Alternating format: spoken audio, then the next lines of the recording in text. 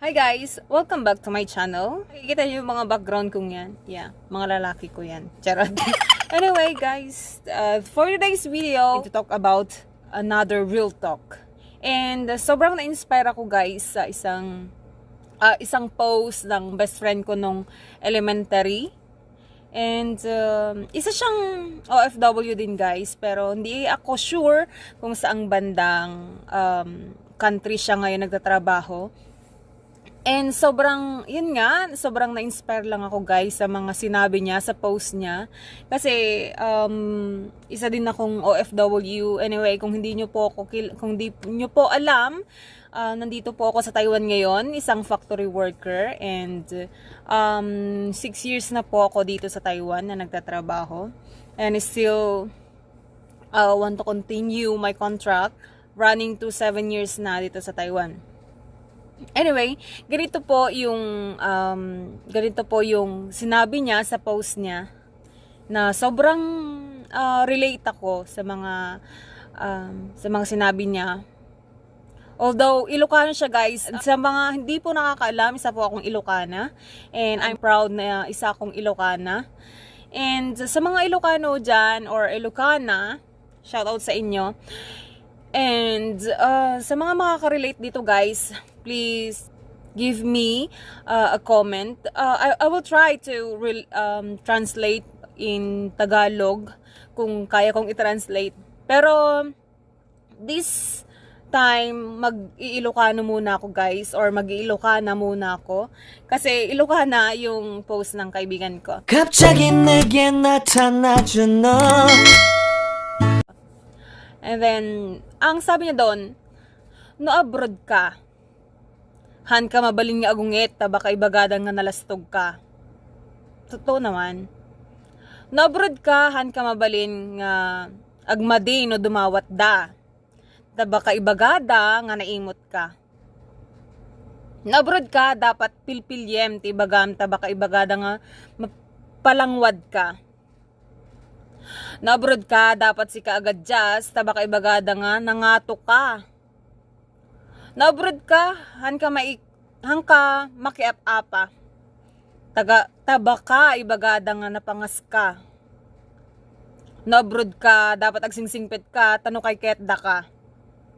Agpaiso, dagita padak nga Ilocano dita, nga OFW. Makaka-relate kayo ditoy. Promise. Dididalaan mo na abroad ka kit ditoy mo maranasan tirigat ngahan mo na padas ijay Pilipinas. Sobrang na-relate nak ito nga post jay best friend ko iti elementary kasi jayhan pa nga nakabuya dagidado mga vlog ko guys kit agva-vlog na real talk pero Tagalog da. This is my first time nga agsao ti Ilocano. Ditoy agsao ag-vlog, ag-video ti Ilocano. Kasi sobrang na-relate lang talaga guys. Tapos kung nanadjay, kakabsat karuba ken amin pati kaapa. Hanyo i-connect amin nga apa ket maiga po ti kwarta. No ana marik nayo dita isumit marik nami ti agdama. No ana marik na dita nagdumaan na lang ket anusan mi ti agkuskos ti kubeta. Tano lamabiyag ti pamilya.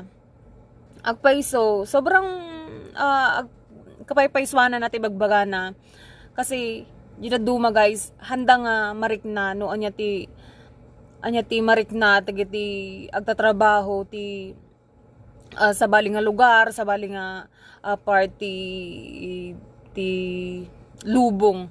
Nana ditoy, kenjay ugalik, agpada sipod pimanaw nakdita. Awan maipanakkel ko, tamay saak lang nga babaunin ditoy, ayan ko ita. Ken no didak am mo, idi, kit itultuloy yulat ta.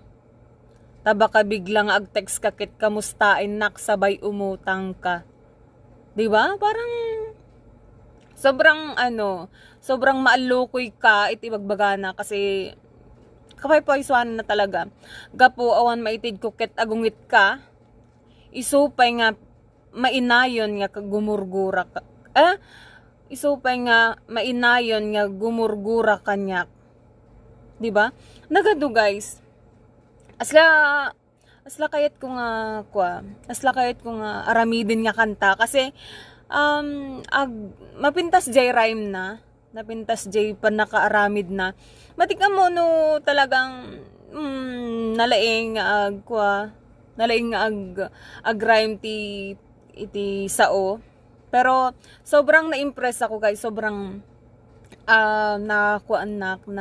naloko jerik nakagaramid iti vlog kasi yun nga pada kami nga OFW ditoy at siguro pada kami nga naranasan noon nya kung pada kami tinaranasan nga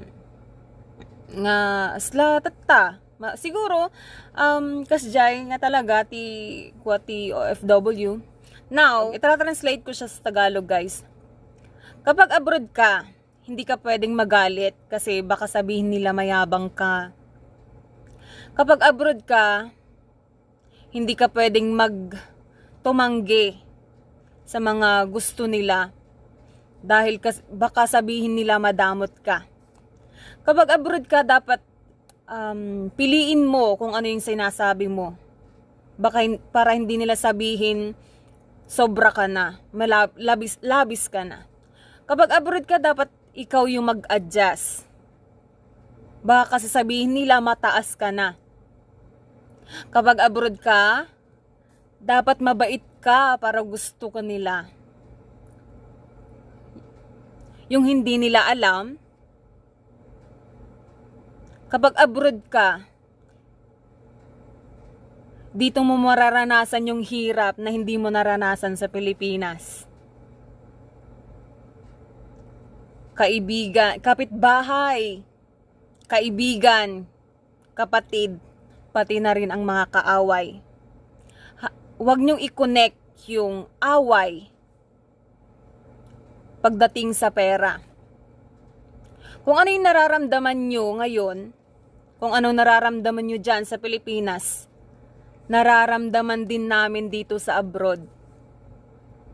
Ang pagkakaiba lang natin, masyado kami nagtitiis sa pagkukuskus ng kubeta para lang mabuhay ang pamilya. Tas yung ugali ko dyan,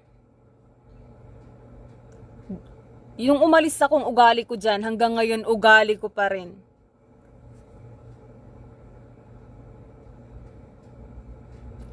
Wala akong maipagmalaki, sabi niya. Wala akong maipagmalaki. Dahil isa lang akong nangangamuhan dito sa abroad. Kung hindi niyo ako kilala, kung hindi niyo ako kinikilala, ipagpatuloy niyo lang. Yan ang sabi niya. Tas baka bigla kasing mag-text ka, tas bigla kang nangumusta, yun na ang masakit sa amin. Yan nakakagulat sa amin. Yung bigla kang nangungumusta tas mangungutang ka. Kakahiya. Tas pag walang maibigay, magagalit ka. Magagalit sila. Dadagdag pa yan sa galit nila sa'yo. Yun yung Tagalog niya guys sa post niya.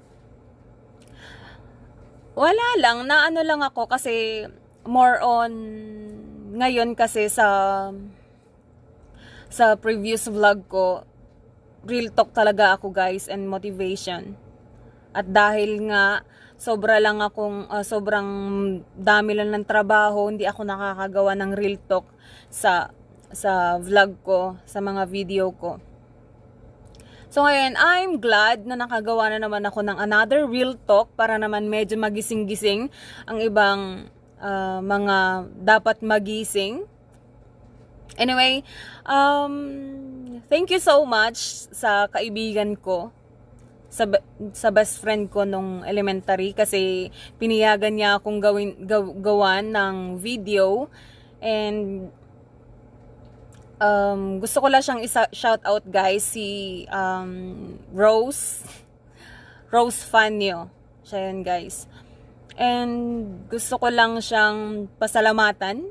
Yeah, thank you. Kasi yun nga, pumayag ka na i-vlog ko yung pinost mo. At nagkaroon ako ng content ngayon. Okay. Sana guys, sa mga nakaka-relate sa videong to, please, sa mga nakaka-relate guys sa videong to, ganun talaga. Hindi nila mararanasan ang buhay dito sa abroad.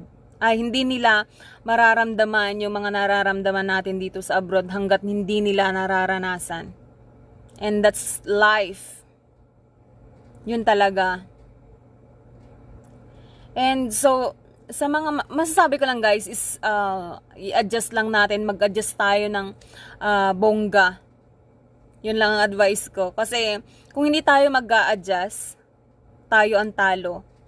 Tayo ang maagrabyado. Tayo ang magiging malungkot.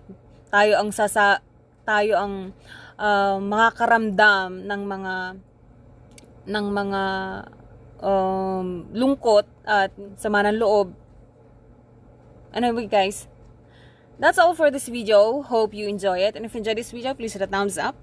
And please don't forget to subscribe to our channel. Hope to see you again in my next one. God bless you all guys. Ket now signing off. Bye.